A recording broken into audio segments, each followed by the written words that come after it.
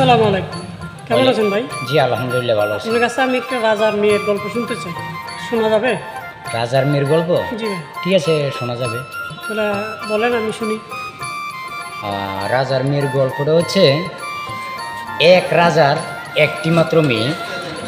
তো মেয়েটা একটি জ্ঞানী ছেলেকে বিয়ে করবে। তো উনি ঢোল পিড়ি দিলেন উজিরদেরকে দিয়ে। যখন ঢোল পিড়ি দিছে দেওয়ার পরে উনি বিয়ে বসবে জ্ঞানী ছেলের কাছে।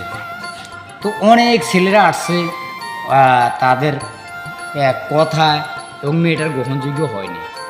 তো একজন গরিবের সন্তান ওনার কাছে গেছে, যাওয়ার পরে বলছেন যে আপনি কেন আসছেন? রাজার মেয়ে জিজ্ঞাসা করে।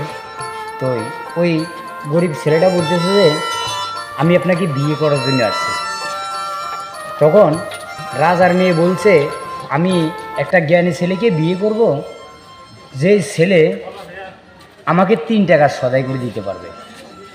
তো ছেলেটা বললেন ঠিক আছে, 3 টাকার সদাই আমি করে দিতে পারবো, আমাকে 3 টাকা দেন। যখন 3টা টাকা রাজার মেয়ে এক গরিব ছেলেটাকে দিলেন, দেওয়ার পরে এখন রাজার মেয়েকে জিজ্ঞাসা করেন আচ্ছা আপনি বলেন তো দেখি 3 টাকার সদাই কী কী আনতে হবে? তখন মেয়েটা বলল আমার জন্য 1 টাকার আমরা এখন, 1 টাকার আমরা তখন, 1 টাকার আমরা ইউকালো না পরকালো না, 3 টাকার সদাই আমাকে এনে দিবা, এখন তখন ইউকালো না পরকালো না। ঠিক আছে ভাইয়া? তো যখন এই কথাটা বললেন, এখন ওই গরিব ছেলেটা 3 টাকা নিয়ে চলে গেলেন বাজারে।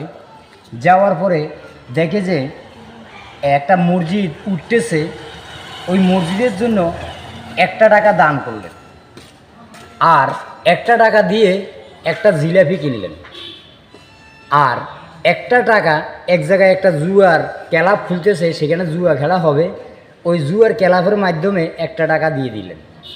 দিয়ে এখন বাড়িতে চলে আসলেন, রাজার বাড়িতে এসে রাজার মেয়েকে বলছে যে আপনি জিলাপিটা খান।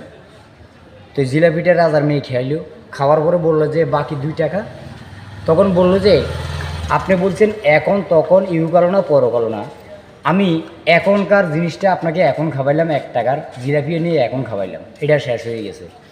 আর 1 টাকা আমি মসজিদে দিছি, এটা আপনি হাসরের ময়দানে পাবেন। ওই জন্য বললেন তখন হাসরের ময়দানে পাবেন।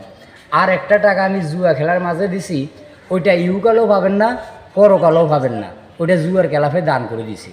মেয়েটা যখন দেখলো যে তার সদাইয়ের সাথে কথার সাথে কাজের মিল হয়ে গেছে, তখন রাজার মেয়ে বলতেছে যে এই ছেলেটাই হচ্ছে আমার গ্রহণযোগ্য, এই ছেলেটা হচ্ছে জ্ঞানী, আমি ওর কাছেই বিয়ে বসবো। তো এটা ছিল আমার রাজার মেয়ের গল্পের কাহিনী। যদি ভালো লাগে লাইক কমেন্ট শেয়ার করবেন, ভিডিওটা সবার মাঝে ছড়িয়ে দিবেন। আমি আরও ভালো ভালো গল্প আপনাদের মাঝে নিয়ে আসব। ধন্যবাদ সবাইকে।